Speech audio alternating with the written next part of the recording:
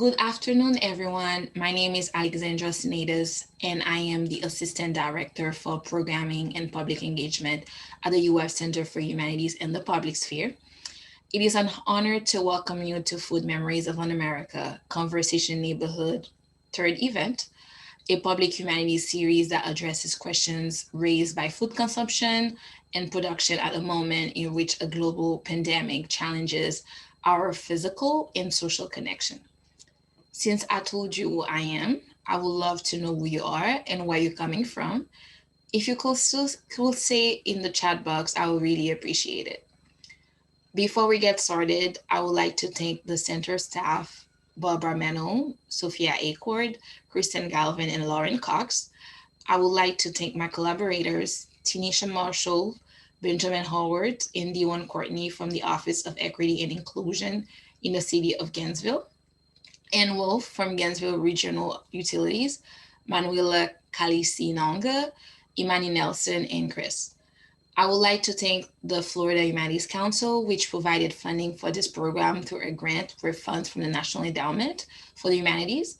I would like to say that any views, finding, conclusion, and or recommendation expressed in this program do not necessarily represent those of Florida Humanities Council or the National Endowment for Humanities. Lastly, I would like to thank our sponsors, the Chief Diversity Officer, the UF Center for Gender, Sexualities, and Women's Studies Research, the UF Department of Spanish and Portuguese Studies, the UF Center for Latin American Studies, the UF Samuel Proctor Oral History Program, the UF Center for African Studies, the UF African American Studies Program, the UF Language, Literature, and Culture, the UF Center for European Studies, the UF International Center, the UF Center for Arts Migration and Entrepreneurship, and the UF Office of Sustainability.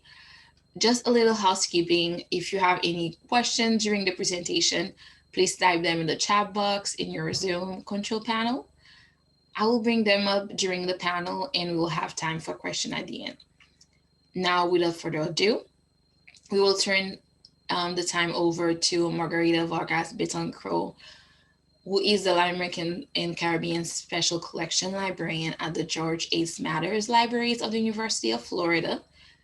In 2016, she was part of the team that got the Society of American Archivists Diversity Award for the Latin American and Cultural Heritage Archive section webinar series, Desmantelando Fronteras, Breaking Down Borders.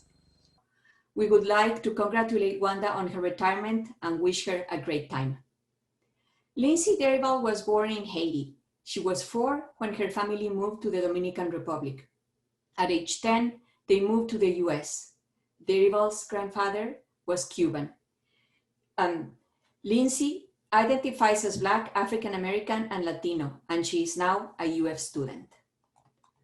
Mariana Rodriguez is a feminist activist from Brazil. She's part of the, I think I have a typo here, of the Liga Brasileira de Lésbicas and just finished a master's degree in Latin American Studies at UF. From 2014 to 2016, she mapped the participation of feminist lesbians in social movements in Argentina, Colombia, Uruguay, and Brazil. She was member of the advisory group on civil society of the UN Women Brazil 2015 to 2017, and she's also part of the LGBT coalition that operates within the Organization of American States. Dr. Cecilia Suarez, Cici, is an assistant professor in the Department of Agricultural Education and Communication. She focuses on intercultural communication and global leadership. Cici's research focuses on diversity, equity, inclusion, culturally relevant education, and leadership development practices for marginalized communities and college students. Maricela Vega was born in Havana, Cuba, and raised in the United States. She's a professional writer, lecturer, and traditional home cook. Her YouTube debut showcasing her cooking abilities this spring was made possible by Weave Tales, a Jacksonville nonprofit.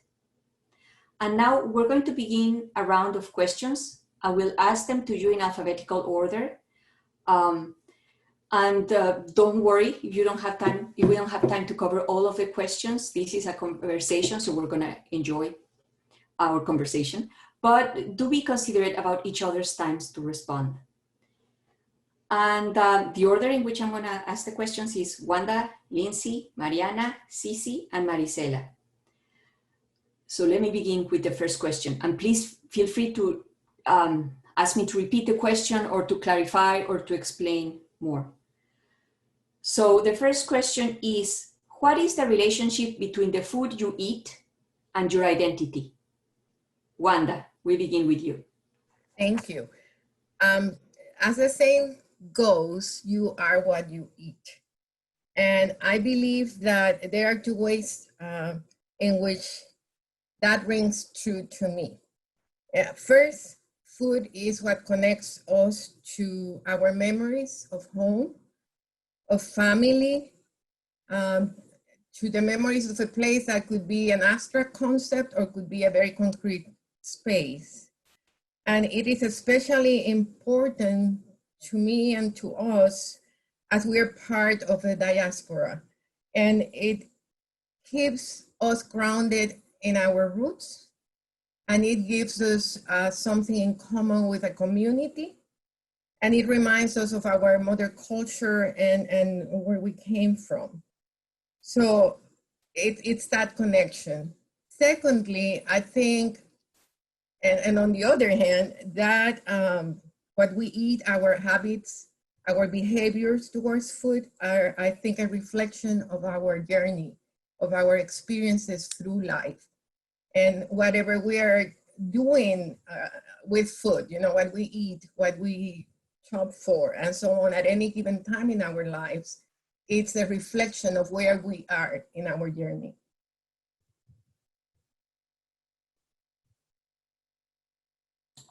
Thank you, Wanda. Lindsay, what is the relationship between the food you eat and your identity? Wanda took most of the words right out of my mouth. So as she said, we all know the saying, you are what you eat. And I think that accurately describes my relationship with the food that I eat and my identity. I believe that food helps us connect with our previous generations who came before us in our culture, especially through recipes that is passed down from family to family. I know that many people don't think about this when they eat, but how did our ancestors struggle for the same plate of food that is before us? How did they work to find the perfect recipe that makes it taste like home? And personally, whenever I make a Haitian or Latin dish, especially when I'm learning how to make it, I feel that much more connected to that particular culture. And food has really shaped who I am because I've learned to cook with love.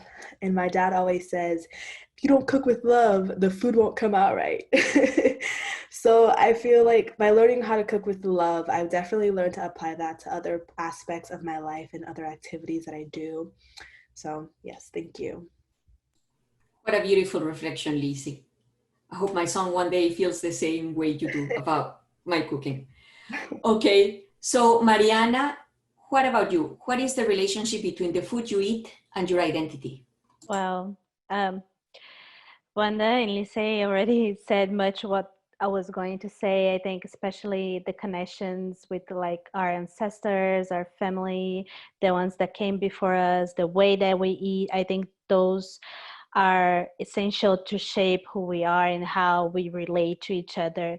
I think I'm a very food person. I really like to eat a lot. I don't like to cook too much, but my grandmother, and I chose the recipe for my grandmother, Lisa's father always said, how you cook is a way to show your love. It's how you take care of your family.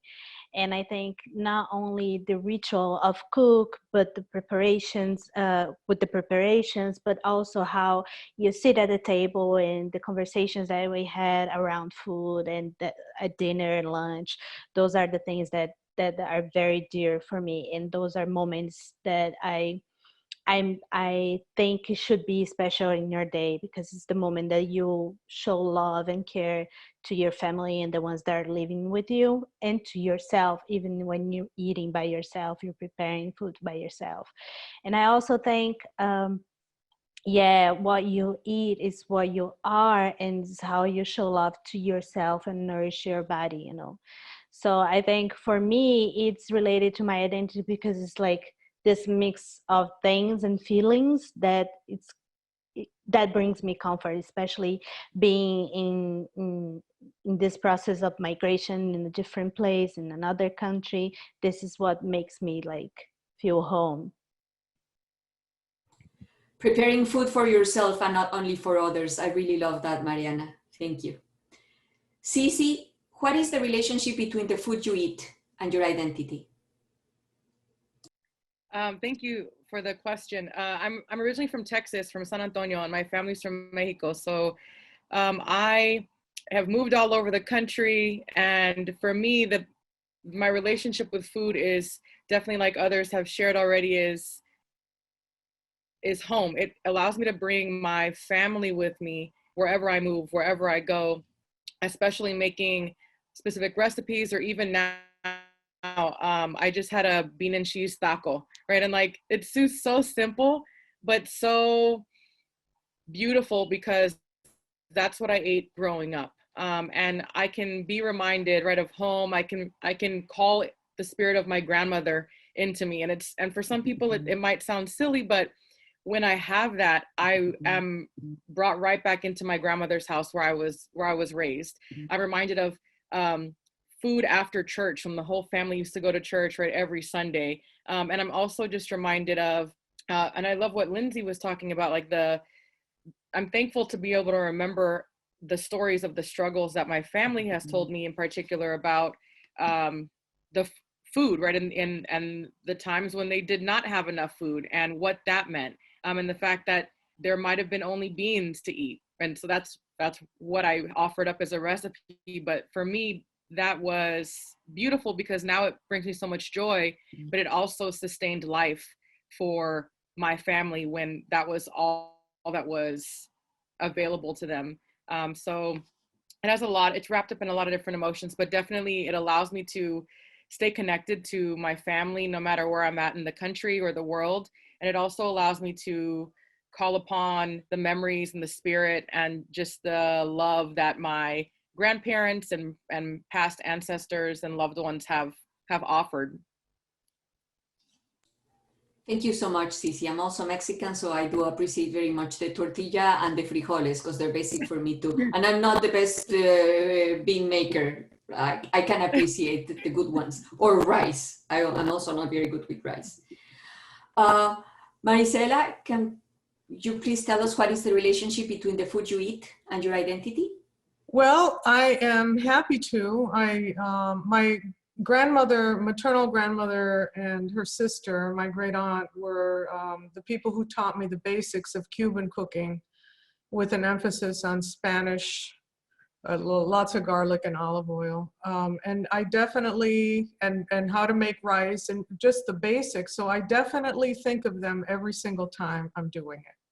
When I'm making food, I always think of them. But as I continue, I've been in the United States since I was a child, 3 years old. And when I think about, I have other thoughts. You know, I learned Mexican food from a Mexican boyfriend that I had, and you know, the basics. I mean, Mexican cuisine to me is just, you know, something that I would love to learn all the different regional dishes. But you know, the United States, I've lived up north a lot. I've lived in places where I couldn't get the food. And so I have influences. And to me, American food is also the Vietnamese food I tried in the 70s up in Minnesota. It's the Thai food. It's all kinds of, and that's part of me too. And maybe it's just contributing to more food schizophrenia. But I like to think also that it's reflective, as Wanda said earlier, of your entire journey. And so I have branched out in all the foods I eat, and I appreciate it. And all those cultures that I mentioned and other cuisines, they're what I consider American food, you know. Not just Southern American food or, you know, pot roast and potatoes, but all the ethnic foods that are present in this country that I've certainly enjoyed it. Transnational food as American food. Thank you very Yeah. much, Maricela. You're welcome. Okay, so now we're gonna go to question number 2. And this question comes from my personal life. So, can you cook food from your country of origin in the United States? What are the challenges you face? And how have you adapted to them? Wanda, we begin with you. You're muted, Wanda.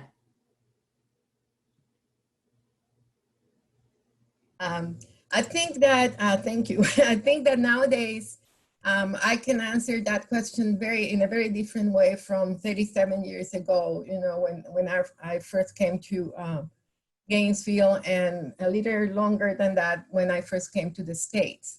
At a personal level, my very first great disappointment was not finding coffee, you know, coffee that I could call coffee. I ended up having to buy Medaglia di Oro, which was an Italian espresso, for many years before being able to access what I consider real coffee, you know. And I was in Long Island in New York, which, you know, you would have thought.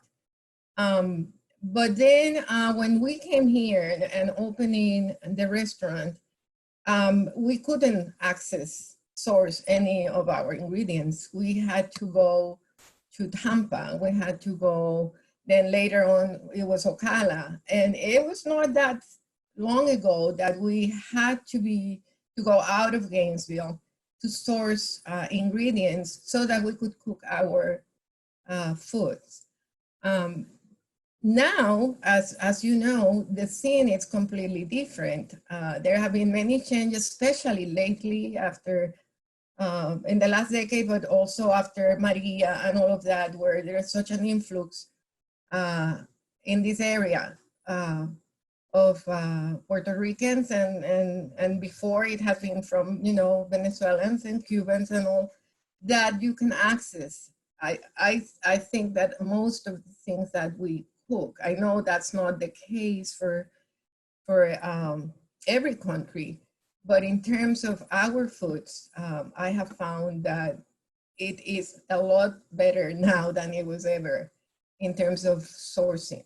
I don't know if it's the experience everybody has, but again, having lived in the North, that was not the case. Having lived in California, it was a different type of ingredients that I source, and as Maricela was saying, then you adapt and you learn and you combine and enrich in that way, you know, your relationship with food. But that has been my experience. Thank you very much, Wanda, for the historical perspective. We should do an oral history with you. Okay. Lindsay, can you cook food from all of your countries in the US? Challenges and adaptations? I can cook some. I can cook most Haitian food that I can Dominican or Cuban food. But for the most part, yes, I can. I still have a lot to learn from all three. But the main challenges that I face, like Wanda was saying, is finding good, authentic ingredients in Gainesville, especially for Haitian food, because I don't think there are any Haitian stores here, any Haitian markets. I know there's La Aurora, which is like Cuban, so I can sort of find what I need to make Dominican food. But yeah, there's not many of those around here. I'd have to go all the way down to Miami or Orlando just to find good ingredients. But how I get around that is I just substitute them for different ingredients. The food doesn't usually come out the same, the texture isn't the same, but it's as close as I can get to it in Gainesville, so I'll take what I can get. Can you give us one example of one substitution? Just one.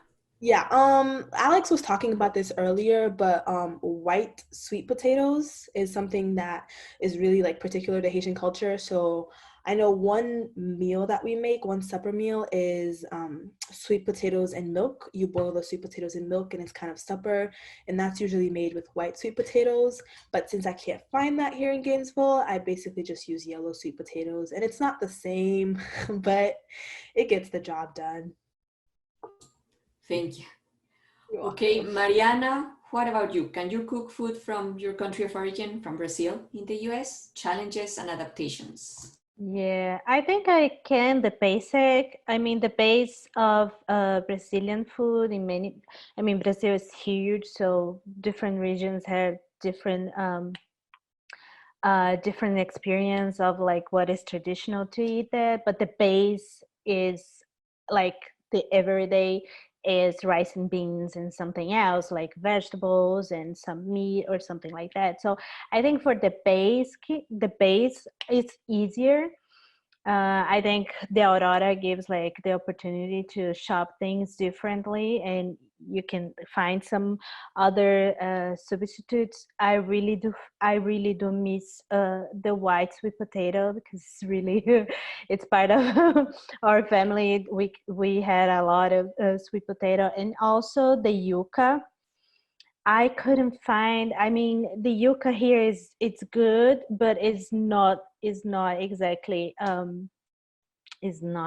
how it is in Brazil. So I do like this adaptation because especially in the region that I came from, the yuca is also very important. It's kind of part of the everyday meal.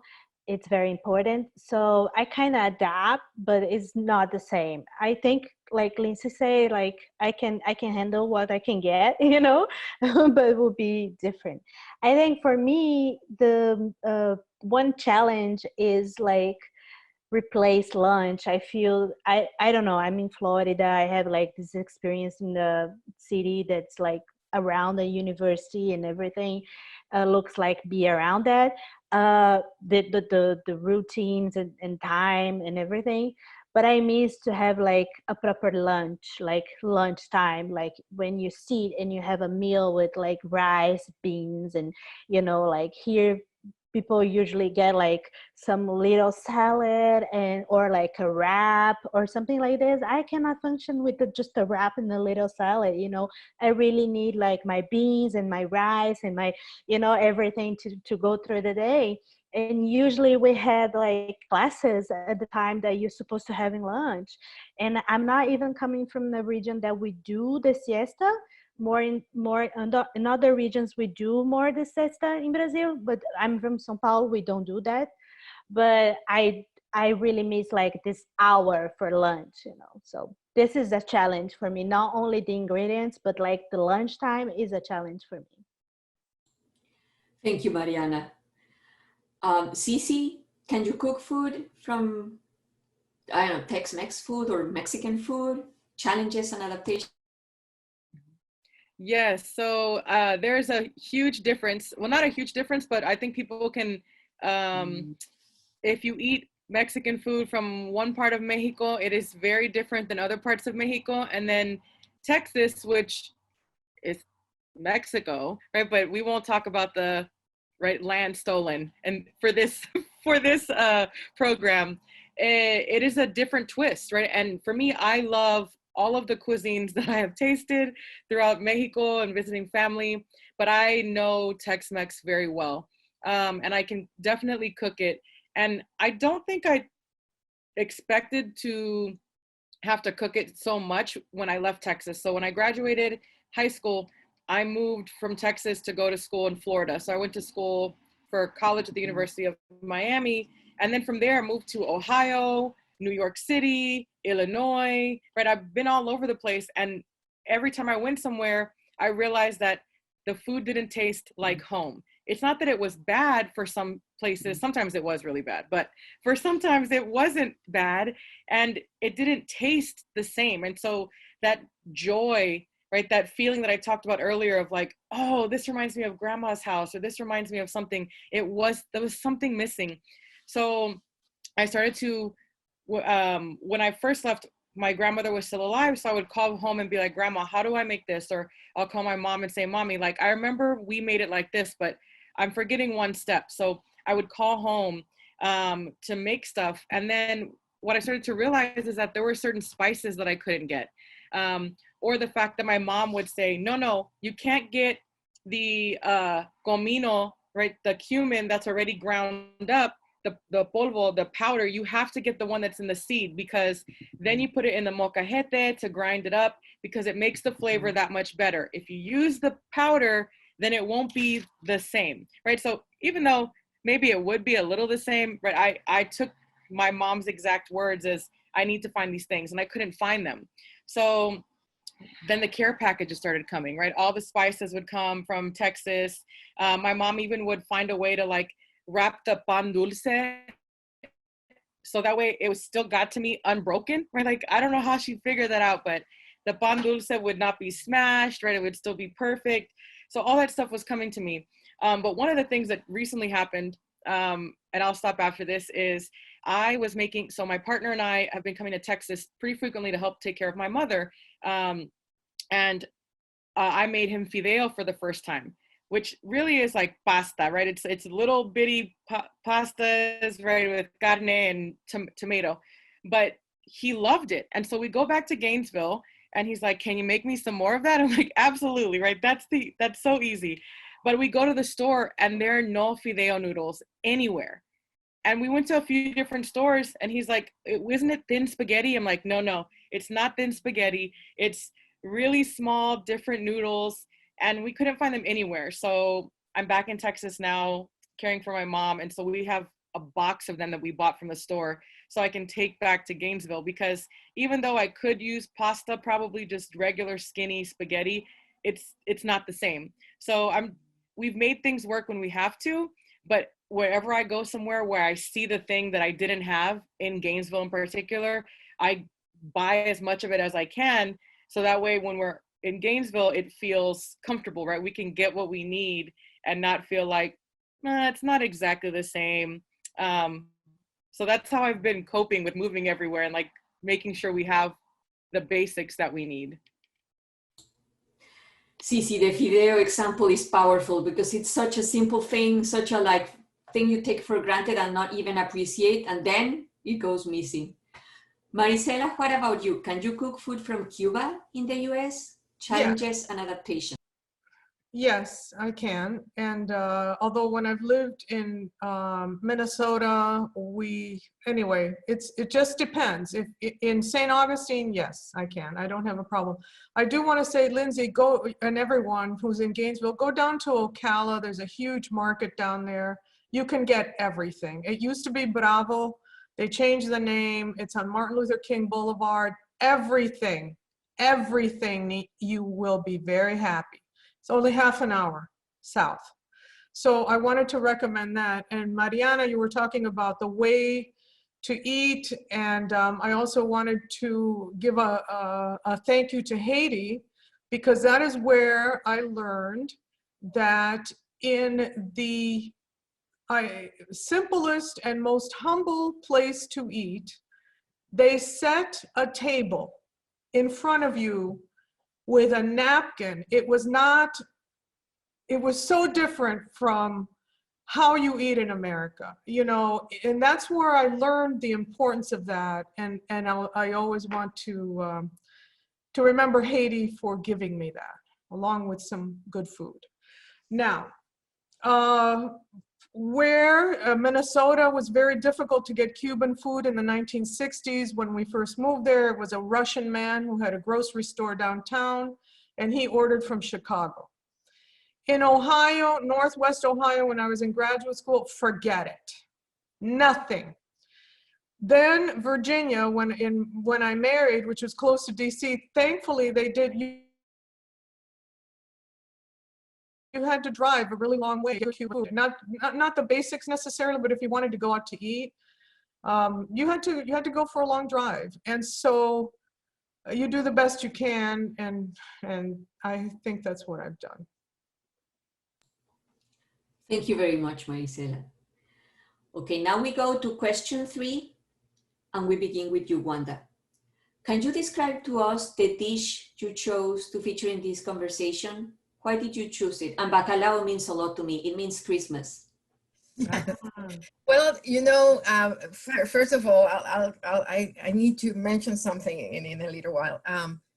That particular recipe, serenata de bacalao, which is the salted codfish salad. It's also called gazpacho in Puerto Rico, gazpacho de bacalao. It's a personal favorite because it's something that in my family it's prepared a lot. My mom prepares that a lot for us, even at her 90 years old now, you know. And we all love it. And we all thought that it was the most mysterious things to do. And it took me a long time to attempt to prepare it. And then as you, if you have seen the recipe or anything, it's very simple. But also I thought it was not something that was understood. How can a small island, you know, with sea all around it, will need a dry fish, you know, as part of its diet. And so I thought it was an interesting little fact to learn that in such a small island, there was such a difficulty for the towns in the interior, in the mountains, to get access to fresh seafood and fish. So I really didn't get, fresh fish was not part of our diet in my hometown in the mountains at all. Now bacalao was. Everybody eats bacalao in Puerto Rico because it came when we were colonized. You know, it was a way that the Europeans brought their fish, you know, something to eat through those long journeys. And that's when they started doing that, drying it with salt like that. The Portuguese, I think, have as many recipes for bacalao as their days in the year, you know, and as you know, the Spanish as well have many recipes that we inherited. So for me, it had that, you know, my very favorite dish is arroz con pollo, but I knew that everybody knows arroz con pollo, eats arroz con pollo, loves arroz con pollo because it's part of everybody's tradition. But bacalao, I thought it was a more unique little thing to learn about Puerto Rican dishes. But then I found, for example, that in Brazil, I had a Brazilian friend that showed up one day to our family Christmas celebration. And when she saw the bacalao, she was ecstatic because she said, oh my God, you know, that's what we prepare as our Christmas dish. And in my family, we had bacalao that day because my husband and I had been vegetarians and semi-vegetarians for many years. And my mom, besides el lechon and all of that, had always bacalao, so that we had something to eat along the rest of the family. But that was the reason I chose the bacalao. As I said, originally I thought about arroz con pollo because I love it, and it's part of, as I said, all of our cuisines. And but then I thought the bacalao had an interesting kind of twist to it in terms of what it tells about our particular history as a small island. So that was that, and it's delicious also. Thank you very much, Wanda. Okay, Lindsay, can you describe to us the dish you chose for this conversation, the habichuelas con dulce? Yeah, sure. First of all, I just want to say I love bacalao. There was a point in my life where I was cooking it at least once a week. So the dish I chose to feature is the habichuelas con dulce. And basically, it's a sweet bean dessert. It becomes very popular around Easter time in Dominican Republic, and it's usually served with like Dominican milk cookies or casabe, which is a flight bread made with like yuca flour. And I couldn't find Dominican milk cookies, which is why I didn't include it in my recipe, which like relates to the previous question, you know, how does that change our dish? But I chose this because it is the earliest memory of like home, happiness, and family that I have. I think Mariana was the one talking about this when she came home from church and like all of her family would eat together. I think it was her. That's basically what happened with me. We came home from church one day, and I think it was Easter. We went to the neighbor's house, and they had a huge pot of habichuelas con dulce waiting for me, my family, and other church members. And it was just the best thing ever. I just felt really warm, sitting around family and friends, making jokes. Everyone was happy, laughing, eating a bowl of habichuelas con dulce. It was just the best. And every time I cook it, every like spoonful I take just takes me back to that. And it's a powerful memory. So thank you. Thank you for sharing such a powerful memory. Okay, Mariana, can you describe to us the dish you chose? Chipa seems like a really good thing. Yeah. I was debating what, like when they said there was so many things that we can choose, but a lot of things people already like know, and we I decided to choose something that is very dear to my heart because it brings so much memories. Shipa is not exactly well known the whole country. It's a very regional thing, and it's very specific for my family because it's actually a recipe from Paraguay. So the real official name is Chipa Paraguaya. And my grandparents were Brazilian, but they were Guarani from the border with Paraguay, and they migrated to São Paulo, and that was something that they brought with them, like as a tradition and as something to get together the family. So she used to prepare that every week, and to everybody, every single one in the family got their jars, and she did like this huge jar for everyone because we need like to have like for the week, you know. It's more like a bread. It's very common in Brazil, the cheese bread. Like everybody knows cheese bread. Even like outside Brazil, it's well known the cheese bread that we have. And it looks the same, but it's very different. And it's very tricky to do because the tapioca flour, which comes from yuca, a kind of yuca, is not that easy to work with because if you like miss the point, it becomes like hard like a rock, you know, and you cannot eat anymore. But if you do like the right amount and the right way, it's just like very crunchy in the outside and very soft in the inside. And the smell when it's baking is like goes to the whole house. And this is like a very dear memory that I have her like making and separating the jars to everybody. And I was calling my cousins to say like, oh, tell me the recipe because I remember something. I'm not sure if it is the the recipe that grandma used to use, and nobody knows how to do. Apparently I'm the only person who still makes chipa, you know. So I think it was good to know that, you know, I'm the one who's doing something that was very important for her, even it's not like well-known Brazilian dish. It's not more like a regional thing and more specific for my family too. So Thank you very much. I'm still very curious, but I don't know where I'm gonna find some chipa. Okay. Cici, can you please describe to us the dish you chose and why did you choose it?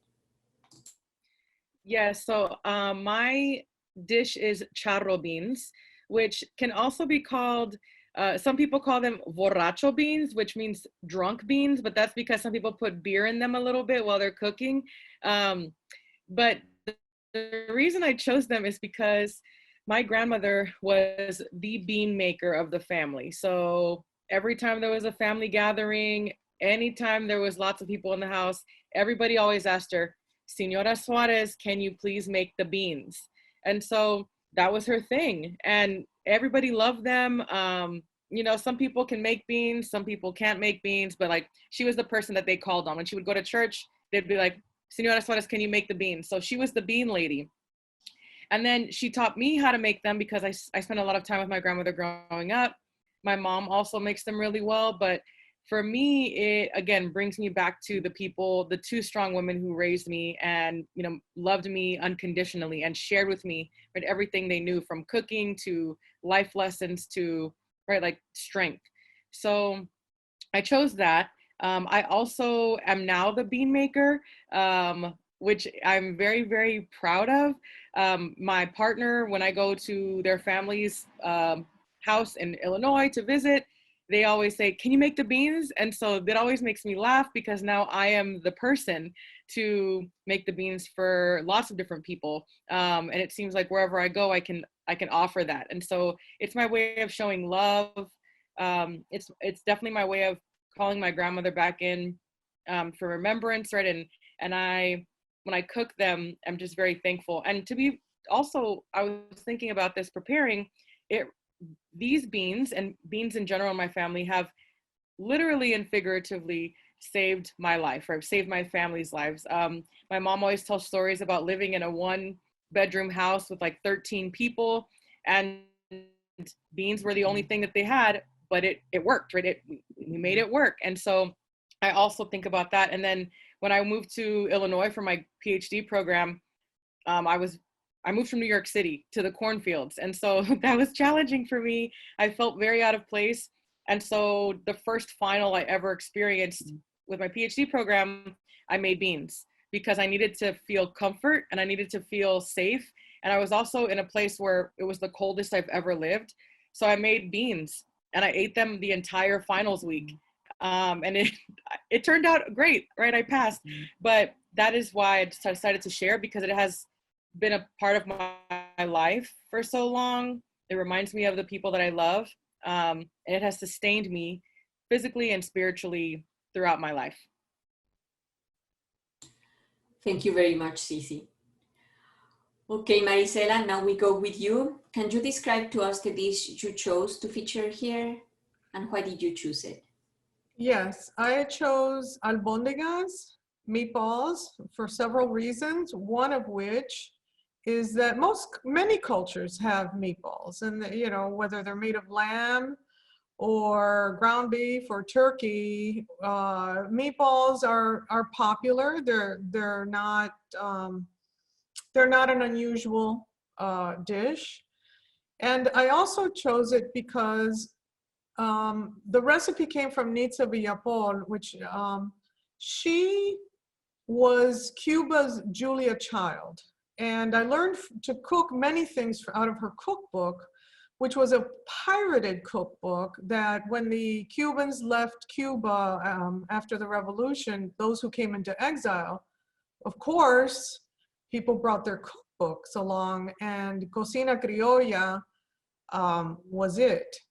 And so many people have used that as the basic, and it certainly has helped me over the years. And I wanted to give her some credit, simply because she stayed in Cuba and she had a television show and she continued cooking there. And as the foodstuffs diminished and rationing, and also she was very flexible and was able to provide, from what I understand. I really haven't watched much of it, but anyway, she continued on, but her cookbook was pirated and she never saw any royalties from that. So I wanted to mention her. Plus, if I may add something here, because Maricela, you know, I'm a librarian, and two of the most precious books we have are the Nitza Villapol's cookbooks, and we have a 1961 edition and we have a 1989 edition. We had more, and they were in the circulating collection, and they were always being stolen. So because Nitza Villapol is very popular, so we had to move them to the rare books, and we used them in an exhibit, because to compare the 1961 with the 1989, the recipes for the same thing shows you the history of Cuba. For example, in 1961, they would say, yeah, use 5 eggs and who knows how many kilos of carne and la. And then you go to the 1989, which is almost a special period, and it's 1 egg and who knows how much cups of water, right, and just a little bit of meat. And so we also have other cookbooks from the 2000 from Cuba, which are actually also in rare books, because they're about, for example, the title of one of them is 100 recetas con huevos, 100 recipes, and this is not an albur, sorry, I'm Mexican here. 100 recipes with eggs, because that was what people had. So right, it's all of the different varieties of how to survive with this one ingredient. So yes, when I saw the Nitza Villapol, it meant a lot to me. And when we do have a lot of cookbooks, yes, this is an advertisement for my library, the Latin American collection at UF. We have a very strong collection of cookbooks. Some of them I have requested, because there was one about Mexican food written by one of my high school friends. And it was very nice. Gabriela Cámara, who's actually now one of the Time magazine more significant people. And it was very nice to see her story. You know, I really like these cookbooks now that share a personal history and then the recipes. I think that's what food is about and what we're doing here. Lexi, I don't know if we have time for another round or shall we stop here? We'll stop here, and what we will do is we will open up questions like for the Q&A. So if during the Q&A we don't have a lot of questions, then we can definitely ask one last question, but we'll open up the Q&A right now. We actually had a participant that already asked the question in advance. Thank you for this, that already emailed us and asked a question in advance. So I'm gonna go and read it for you. So the question is, what about prep? Is prep time not a challenge? So a lot of Latinx recipes are made from scratch, right? So what happens when the food you growing up eating isn't good? Like for instance, like the person mentioned, her mom hated to cook, or the food is already colonized. Lots of them are ready to eat food or commercial food.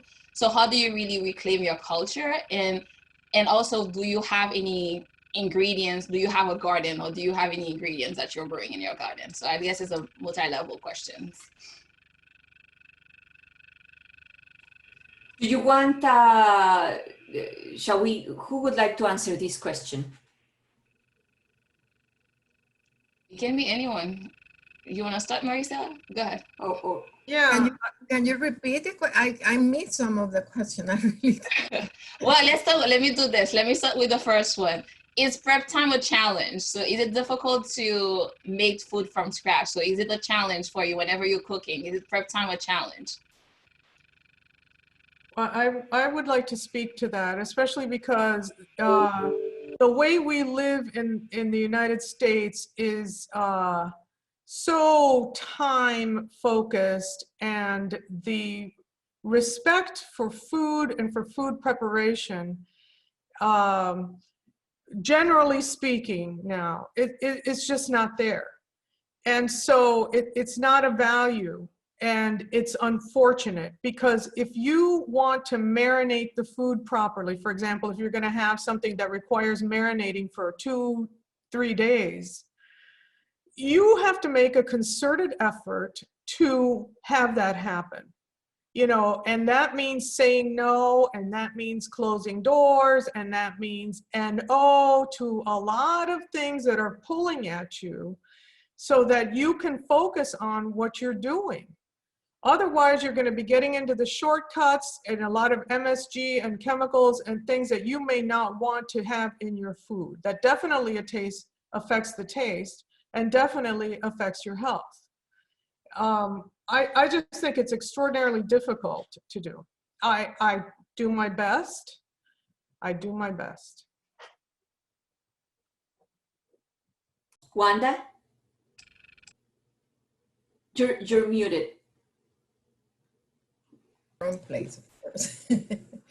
I also, to add to what Maricela said, which is very, very true, the food, as we have been discussing, is such an important part of our identity, you know, and our experience. And in the times we have been living, that have been kind of thrown to, you know, to the side. It's just something you do it while driving, you do it, you know, without giving it any thought.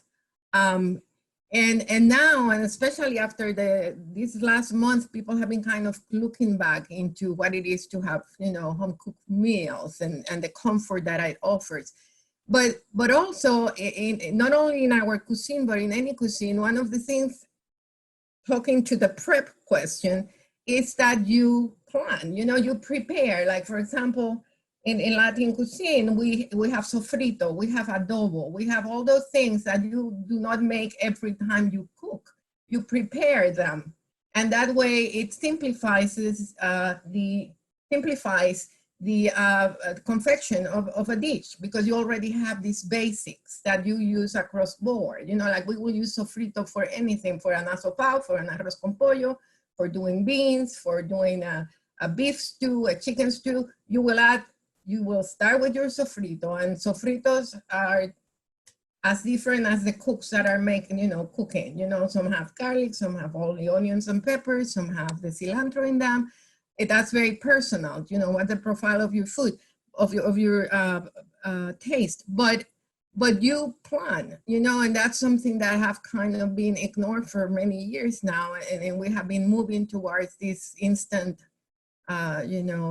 reward thing with food that it's unreal. It's not true food, and we're paying with our health, But in terms of the prep, it's just being mindful. It's just planning, it's organizing.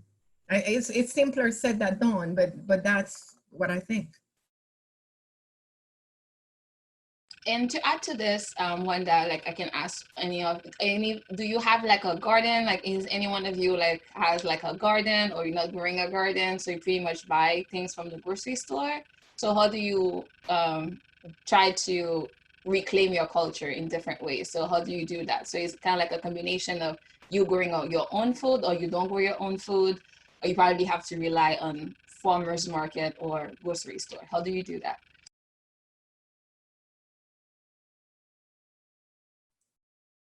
I personally, and as you said, just retired. So now is when I'm looking into having the ability to perhaps have a herb garden, for example, but still, it's sourcing from what we were talking, availability, now there are all those markets, like Maricela was saying, where we can go and source our food. I don't think that at this point is that realistic for us to think of growing food, but the markets have been a great resource lately, and in our, at least the one that was until not long ago at the downtown, we were seeing some of the food of our countries represented in some of the vendors, and even some of the street food that was offered, which was very, very rewarding to see. We had the experience to try to grow a garden here. It was a very interesting experience. Didn't work completely because we had a baby and that was really time consuming. But I think it's a way to reclaim part of the culture. We selected things that we want to have like more close to us and more available anytime. I think also the basis of for especially for like my rice and beans, I do what Wanda said, like prepare and plan in advance. Many people say like, oh, but you can use like the canned beans or like the beans in the box, they come already. And it's just like, I imagine my grandmother, her spirit coming to me and saying like, are you opening this box? I can't do that. I never had a box of beans, So what I do is like once a week I prepare them, but it still is time consuming, like what Maricela say, it's like, I don't know how they did this, like prepare the lunch in the morning and every day is like a fresh one. And I think fresh food is very, very important for our health, as Wanda said. So I think managing is a way, but it's really, really hard. Like we can keep with the garden, but for one season we had like many different kind of greens and like herbs and everything. It was a very good experience. I can say it tastes different. It is different. Like the way it nourishes you is different. So thank you so much, Mariana. And I do have another question. So what is the relationship of food and medical roots passed down from generation to generation? This is a question that Maria Jose actually asked. So perhaps I will say maybe Cece or Lindsay may try to answer the question. I don't know much about the herb part of my culture, but I do know that, especially in Haiti, we use a lot of feuilles, which is like leaves, kind of lalo, which is also known as jute leaves. It's very centered around that. And we also have special teas. I know Sarasi leaves. Alex and I were talking about that a few weeks ago. So we're very leaf rooted. You know, if something's wrong, they'll tell you, oh, go drink this tea, go eat this leaf, go eat this legume, and you'll be fine in the morning or something like that. I also know that I used to get like leaf baths, kind of. So basically, I don't know how my mother did it, but basically I would stand in a tub and she would like pour water with like leaves on top of me to kind of like get rid of the sickness and like all the bad stuff. So that's how I know food is connected to medicine and stuff like that, but I'm not too educated on that topic. Thank you, Lindsay. For me, it's funny because like I said, I'm in Texas right now, and my partner and I were running errands for my mom around town, and I found botanica, which I'm growing up, there was always a botanica, which is, how do I explain, paste on you, and it was supposed to stop the sting, right, from spreading, and it would like suck it out. Now, when I was growing up, my mom would be like, don't tell people at school because they're going to think that it's weird, right? Like, because this is a like practice that we did at home. But now, because of wonderful events and spaces like this, right? Like, I'm so proud to share stuff like that. But when I was little, I'm like, yeah, mom, right? How could this work? But it totally worked, right? The amount of times I've been stung, my mom would just put the thing there, and in an hour, like, it was like nothing happened. The other one, and I'm also growing garlic, right? You take the little, the garlic from the store, and I started growing it on my own. And so for me, that's nice because I can use it all the time. The other one is aloe vera, which is constantly used in my house. My grandma drank a cup of it, right? She made it into a tea and would just put the leaves and scrape it and make a tea. And so she would drink a cup every day.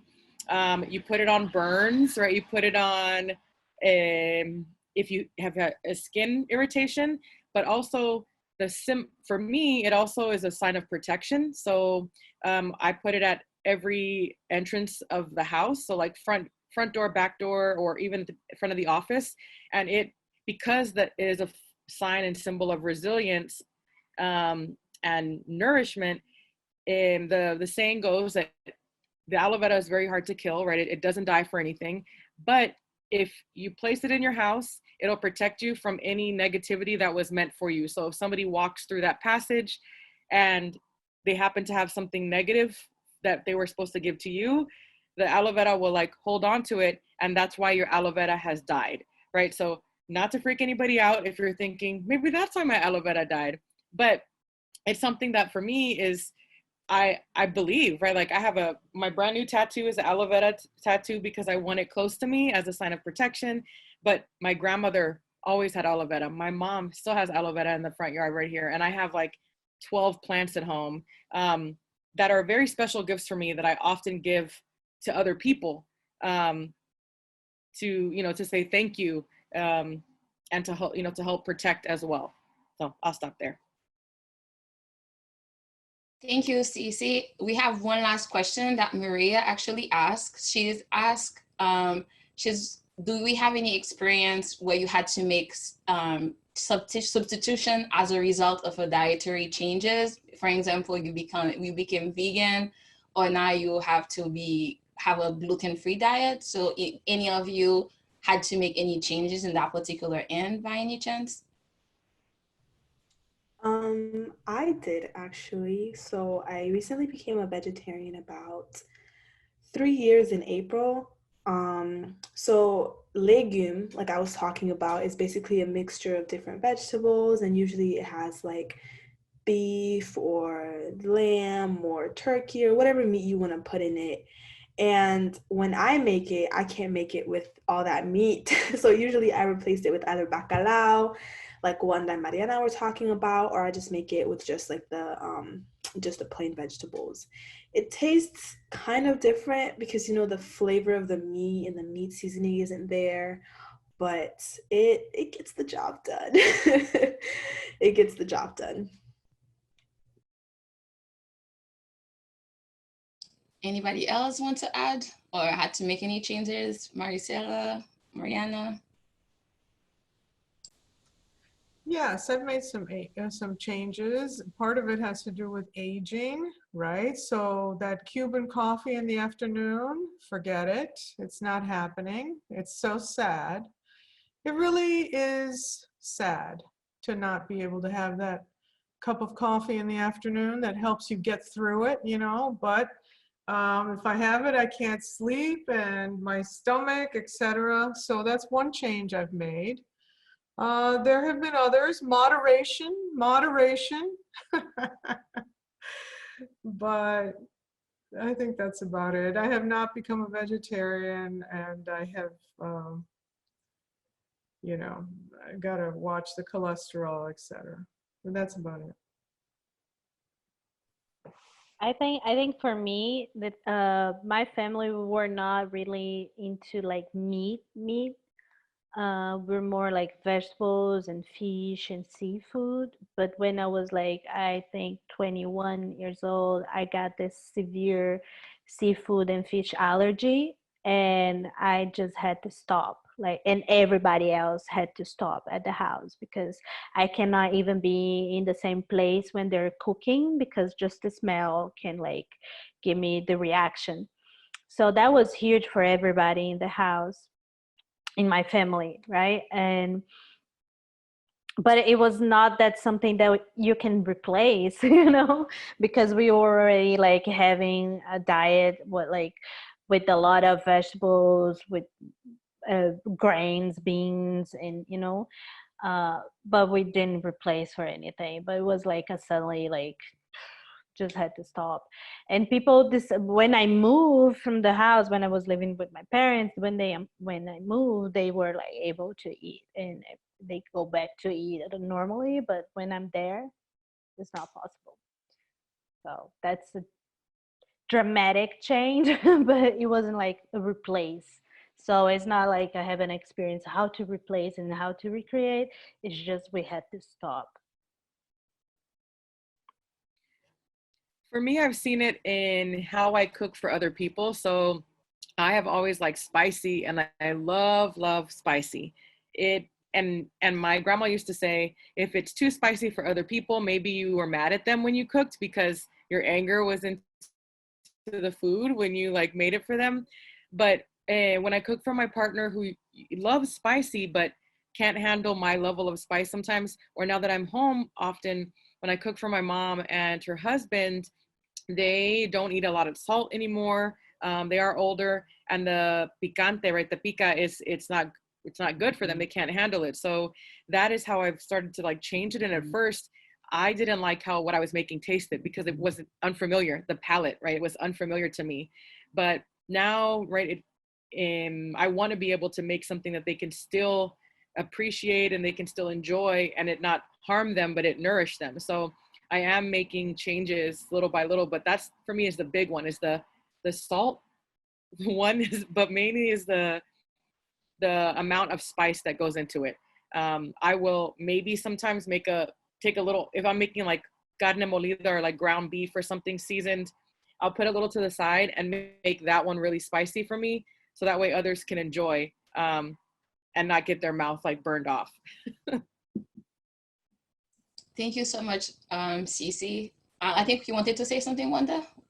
If I could add to the conversation about substitutions for dietary things, as I mentioned before, for many years, I was a vegetarian and a strict vegetarian. I added fish and eventually chicken later. But what that did for me at that time, I had just come out of Puerto Rico, was an opportunity to learn about a lot of other cuisines and incorporate from a lot of other countries, a lot of them Latin American countries, foods that didn't have to be altered. They were already vegetarian. They were already, vegan, gluten-free even.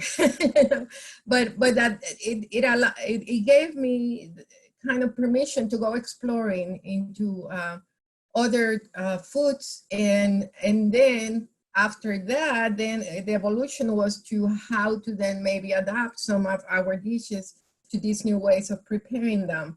the ingredients, you know, how to use them in these other ways that we haven't thought of before because we were set in our ways, you know, from our cultures.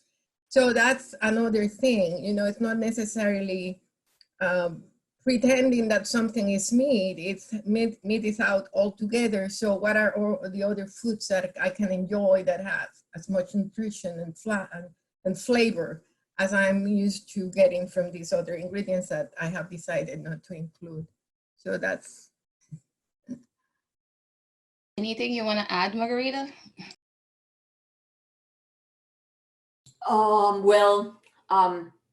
I wanted to just say something about a previous question, the one about medicine and food. And it follows more like Lindsay line. I learned to cook from my grandmother and my mother chicken and meat with bay leaves, just because of the flavor. And just very recently, I learned that if you cook meat with bay leaves, it is easier to digest. So there's all these traditions that we follow just because we were taught. And then it turns out that the root or the reason is not only flavor, but also like a medicinal kind of approach. So I think that's also very interesting. We probably have lost a lot of the knowledge, not all of it, because I mean, garlic, that was like my first approach to COVID was let's eat garlic like insane. And I still do it. And well, that was just it. Thank you so much, Margarita. So one thing I wanted to say, I definitely learned a lot from you, especially we definitely got to explore different parts of Latin America today, especially through your identity and also through the foods you eat. So we learn a lot from Brazil. So we learn a lot from from Puerto Rico. We learn from Cuba. We learn from Texas, like having a family from Mexico and living in Texas with your Tex-Mex identity, CC. We learn from you as well, Margarita, being Mexican. We also learned from Lindsay, who also have, I would say, a triple identity because you're Cuban, Haitian, and Dominican as well. So I definitely happy that you shared the time with us, spent some time with us, and also not only share the recipe, and also your knowledge and also your experiences. We also discovered, I will say, in terms of being a participant as well, the similarities that we have in terms of the cooking, like especially from for instance, we also eat cooked fish in Haiti, and it's also something that we eat, especially around, I will say, throughout the year as well, and you eat it for breakfast. So it's also very popular. So beans is also very popular, and also what you mentioned, Mariana, in terms of having like a really good lunch, especially the lunch is a little bit different than how we see lunch in the US, because lunch is not light in Latin America. So you have your beans, you have your rice, sometimes you have some salad, and you also have your meat. Well, if you don't eat meat, then I guess without the meat. But that's pretty much kind of like one of the things that I will say. And also missing home, missing your parents, missing spending time with your friends during your childhood, eating that particular bite of food that really reminds you of your country, but also of who you are, that makes you who you are. So on that particular note, I would like to thank everyone who have attended this particular event, Food Memories of Latin America. So what we will do is we will send you the recording of this particular event. We will also share the recipes that some of the participants have graciously shared with us. And if you try them, please take picture and email them to me, and I would love to share them into our social media page. At the same time, I would say working with Margarita, working with the Alatra Library District, Juanita from the Latina Women's League, we put together a resource page for you. So especially if you're in Gainesville, if you want to learn about what restaurants, Latinx restaurant we have, and also if you want to check out recipe book, cookbooks that we have, especially in the Alatra Library District or at Smatters Library, you can always check them out. And this will also be included in the thank you note that you will be receiving. And lastly, Conversation in the Neighborhood is a year-long series around food. So you can always join us to our next event, which will be on October 20th. which is going to be talking about cookbooks, especially with museums, and how museums can actually create collection based on the cookbooks that they actually collect. So if you're really into cookbooks and cooking, you can also pay attention, join us as well for our third events of that particular series. On that note, thank you so much. I really appreciate all of you for joining us today. Thank you.